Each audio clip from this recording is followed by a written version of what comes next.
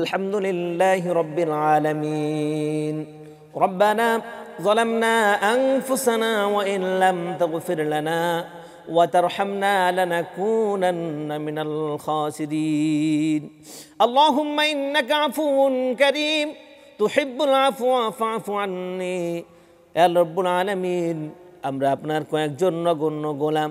আল্লাহ তাআলা একটু রহমতের দৃষ্টি দিয়ে তাকিয়ে দেখুন, আমাদের সকলের সমস্ত নেক আমলগুলোকে তুমি কবুল করে নাও রব্বুল আলামিন।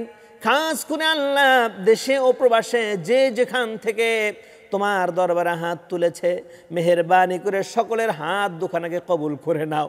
মনে সবচেয়ে বড় একটা আশা, আল্লাহ তাআলা জীবনে একবার হলেও যেন তোমার খানায় কাবার মেহমান হতে পারি, তোমার রাসূলের রওজা মোবারক জিয়ারত করতে পারি, সেই তৌফিক তুমি দান করে দাও।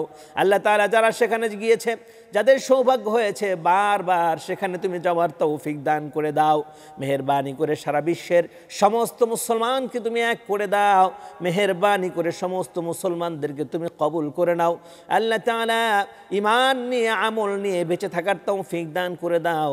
কোরআন সুন্নাহ অনুযায়ী জীবন যাপন করার তৌফিক তুমি দান করে দাও রব্বুল আলামিন। সমস্ত প্রকার অপছন্দনীয় কাজ থেকে আমাদেরকে দূরে থাকার তৌফিক তুমি দান করে দাও।